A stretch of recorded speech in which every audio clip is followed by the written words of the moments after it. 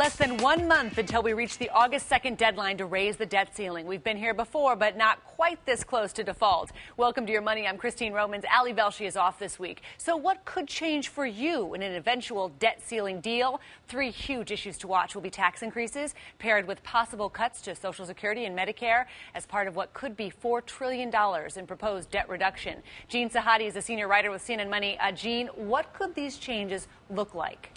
Well, Democrats are saying, look, we can't sign on to a deal unless we raise taxes on the wealthy and close some corporate tax loopholes. Republicans say, nope, not going to happen. We're not going to be increasing taxes, especially now in the wake of the jobs report, which was very disappointing. Democrats say we're not going to be on board with any cuts to Social Security or Medicare. We want those to be dealt with separately. In the same way that Republicans want to deal with taxes separately, right. They're happy to do tax reform. It has to be revenue neutral. Democrats say, yeah, we're not cutting Social Security and Medicare. And this week, they got very upset when they heard reports that President Obama may be considering a change in the way inflation is calculated, which would affect the cost of living adjustments for Social Security benefits. They sure were upset. And even Nancy Pelosi stood up and said, look, this needs to be handled separately. Mark Preston is CNN senior political editor. Mark, a Pew Research Center poll finds if the debt ceiling is not raised, 42% will say it's because of congressional Republicans. 33% will say it's because of President Obama. Both sides are supposed to spend the weekend figuring out their bottom line. Mark, if there's no deal, which side has the most to lose and thus the greater motivation to compromise? You know, Christine, in the short term, it's certainly going to be House Republicans who are seen as obstructionists at this point. But in the long term, it's going to be President Obama. The fact of the matter is, when he's running for re-election a lot harder next year, he's going to be running on the fact that we have an unemployment rate right now at 9%, and we'll see where the estimates fall if they fall down to 8% by next year. Now, the good news is that they are talking. They are going to meet this weekend. And on Friday, the House leadership, Republican leadership, canceled their week-long recess that was supposed to take place later this month. So at least we know that they're talking right now, Christine. So here in Washington, that's a huge step forward.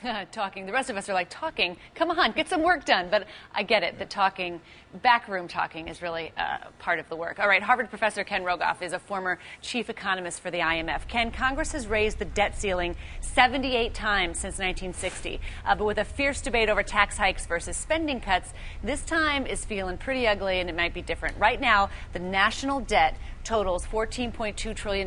That's about, this blue line here is the size of the American economy, 100% of the American economy. This is our debt pile, 95% the size of the whole economy. We're fast approaching rates we haven't seen since World War II, when it was bigger. Our debt was bigger than the size of the economy, and back in the Great Depression. This is what economists call a debt crisis. Why? Well, we are a borrowing nation. Bottom line, we borrow money. Right now, for every dollar the government spends, 38 cents of it is borrowed. And if the debt ceiling isn't raised in time, the U.S. could default on some of its payments, and that's the last thing we need when we're recovering from a recession. Ken, you are the financial crisis expert. Would failure to raise the debt ceiling trigger another global economic disaster? Well, it's playing with fire. There's no question about it. I mean, the foreign investors are not expecting the United States to default. If they were, we'd be paying way higher interest rates right now. But if we actually did it, it would be a catastrophe. But, Christine, there's a bright side to this, which is that a year ago, nobody was talking about our unsustainable long-term debt trajectory, and at least now they are, and we really need to, so that's at least a good side of this. All right, Mark, moderate conservative voices like David Brooks of the New York Times are telling Republicans it's time to make a deal. Brooks wrote this week, and it really got a lot of attention. If the debt ceiling talks fail, independent voters will see the Democrats were willing to compromise, but Republicans were not.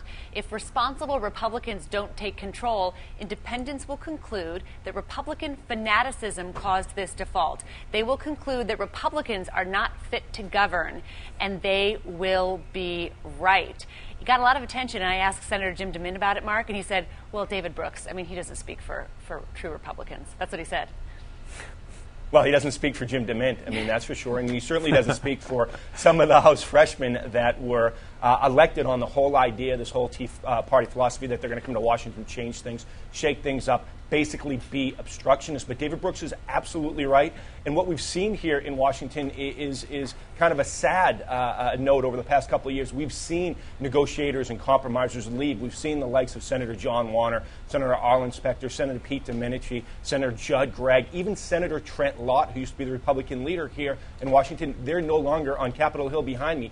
They were the ones who would be able to cut the deals. And that's why I think you're seeing at this point that the deal is a little bit harder to cut. Now, having said that, it's not just the extremists, so to speak, on the Republican side. It's the extremists on the Democratic side. We've already seen fundraising letters go out in the last 24, 48 hours from these liberal groups who are saying that Social Security cannot be touched, that Medicare cannot be touched. Well, guess what? It has to be touched. So the question is, how can it be touched? And so really, extremism right now here in Washington is, I hate to say this because we say this all the time, is at an all-time high.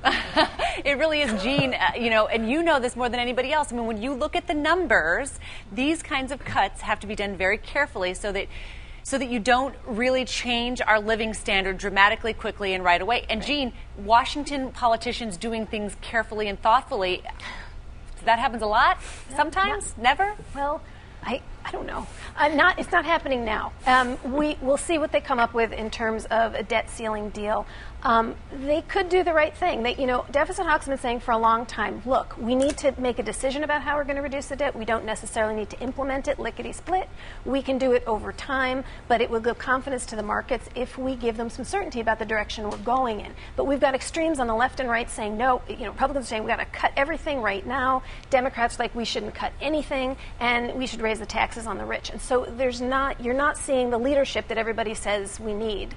That talks about that middle ground. Ken, can we fix this problem if, as the Republicans want, we put tax reform aside, and as the Democrats, the progressives, and liberals want, we put Social Security entitlement reform aside? You put those two things aside, can you fix this problem on its own? I think it's easier to cut a meaningful deal by doing everything together rather than one at a time, because you can make bigger compromises. Christine, another way to look at this is the president has gained power decade after decade. The executive branch has gotten stronger. And this is in some ways a constitutional clash where the House of Representatives is saying, no, we have more power. We have this weapon we can use, the debt ceiling, and they're hammering the president over the head. And they're getting a lot of traction. It's an important moment, not just about the debt, but about the whole way our country is run. Mark, it's interesting, though, quickly, if they don't raise the debt ceiling, and global markets are already kind of wondering if this might happen, but they know that the Treasury Department might have some leeway to pay some bills, and capital markets like that we're getting our debt situation under control. If nothing terrible happens the first day, will Republicans say, see, we told you so? They will, but let's talk about 2 weeks down the road when things it could totally implode. And again, I'm not the economist here, but let's remember, Congress, if our viewers don't remember this, because we all have short attention spans, Congress leaves in August. They won't be here in Washington. This town shuts down. So by August 2nd, if a deal isn't reached, one of two things are going to happen. One is Congress is going to have to stay here and try to fix it, or they're going to leave, and there'll be huge political implications if we get into that situation. Yeah, and we hope not economic considerations, too. All right, Gene Sahadi, thank you so much. Ken, Mark, stay where you are. 2.5 years into President Obama's administration, and the unemployment rate, it remains sky high. We head to the White House next to ask a key economic advisor why the president's policies are not creating more jobs.